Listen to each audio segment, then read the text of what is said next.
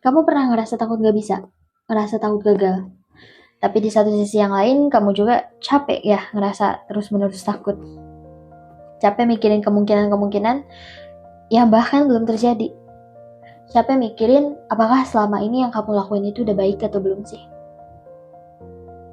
Tapi tahu gak sih, kadang rasa takut itu gak selalu datang untuk bikin kita berhenti loh.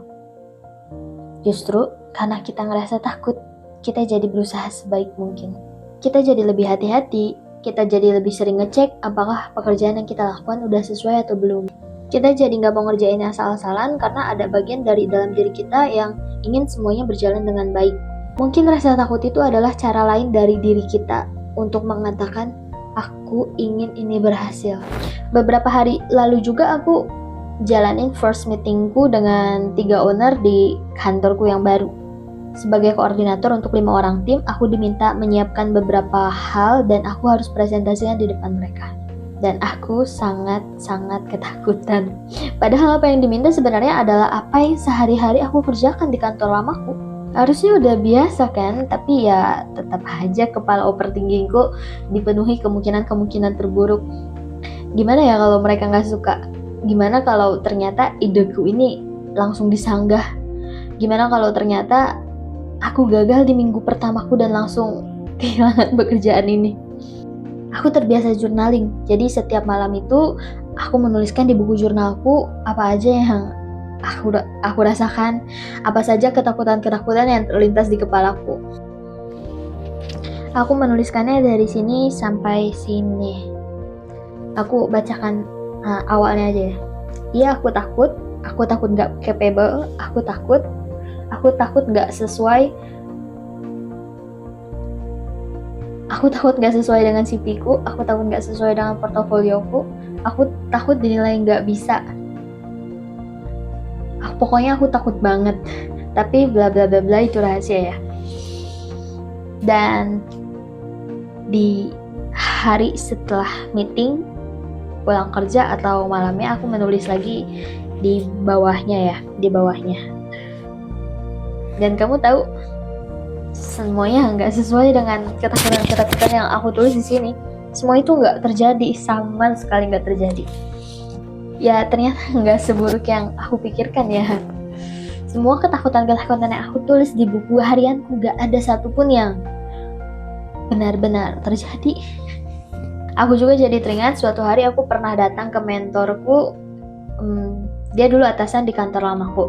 Aku datang ke meja makan beliau ketika dia sedang makan siang sambil menonton sesuatu di layar laptopnya. Aku duduk di samping mejanya. Di mejanya itu ada kursi yang khusus untuk orang yang datang. Beliau sedang asik dengan makan siang dan tontonannya, sedangkan aku datang membawa ketakutan-ketakutanku di kepala. Aku menceritakan semua hal tentang ketakutan-ketakutan itu. Kecemasanku, semuanya aku ceritakan kepada beliau.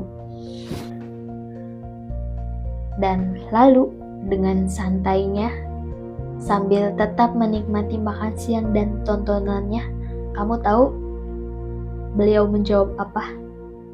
Bagus kalau kamu masih takut. Saya jujur khawatir kalau kamu gak takut sama sekali. Nadanya, tatapannya mungkin sama persis dengan yang aku peragakan tadi. Bayangkan ya, waktu itu aku datang dengan ketakutan-ketakutan di kepala. Aku berharap beliau akan mengatakan kata-kata, tenang dah, semua cuma ada di kepala kamu. Semua gak akan terjadi seburuk yang kamu kira. Semuanya akan berjalan lancar. Semuanya akan berjalan dengan baik. Tapi yang kamu dapatkan adalah kata-kata menjengkelkan itu. Aku gak mengerti apa maksud ucapan beliau pada saat itu. Tapi malam itu setelah meetingku dengan owner tempat perusahaanku bekerja, aku akhirnya paham maksudnya beliau apa. Ya ada benarnya. Dipikir-pikir lagi, semua ketakutanku selama ini selalu bikin aku mengerjakan segala sesuatunya dengan baik sih. Aku jadi overthinking ya. Aku jadi selalu cek terus pekerjaanku. Apalagi yang belum selesai, apalagi yang kurang ya, aku selalu baca lagi ulang. Karena aku takut ada yang salah, aku takut hasilnya nggak sesuai. Pokoknya aku cek berkali-kali sampai aku ngerasa, oh ini udah oke. Jadi dari setelah meeting itu aku mengingat kilas balik makna percakapan dengan mentorku, beliau pada tempo hari itu. Lalu aku berpikir mungkin rasa takut itu nggak bisa dihilangkan, tapi kita tetap harus melangkah meskipun rasa takut itu masih ada di kepala kita. Meskipun kepala kita masih dipenuhi kemungkinan-kemungkinan buruk itu. Dan semakin sering kamu terbiasa jalan terus dengan rasa takut yang ada, aku yakin suatu hari kamu pun akan terbiasa dengan rasa takut itu. Dan suatu hari kita akan sadar, rasa takut itu sebenarnya nggak pernah benar-benar hilang. Kemampuan kita lah yang sebenarnya tumbuh lebih besar dari rasa takut itu. Jadi kalau hari ini kamu lagi ngerasa takut, jangan buru-buru membenci rasa takut itu ya. Setiap kali rasa takut itu datang, coba kamu duduk, dengarkan rasa takut itu. Biarkan rasa takut itu memenuhi kepala kamu, menguasai hati kamu. Biarkan rasa takut itu sejenak memberikan efek tertentu pada tubuhmu, apakah itu berupa tangan yang gemetar, dada yang semakin berdebar, atau keringat, atau semacam rasa sakit kepala. Biarkan rasa takut itu punya kesempatan untuk hadir. Gak apa-apa, diterima aja, luangkan, duduk. Terkadang perasaan itu cuma butuh waktu untuk didengar dan dirasakan.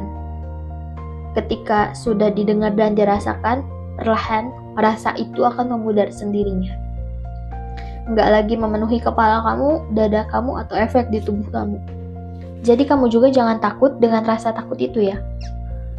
Kamu harus sadar bahwa rasa takut itu adalah rasa, bukan fakta.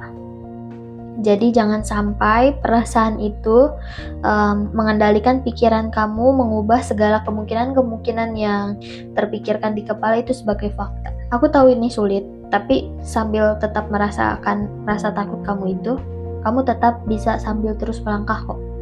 Karena mungkin keberanian itu bukan hidup tanpa rasa takut ya. Keberanian itu adalah kita masih merasa takut, tapi kita memilih terus melangkah.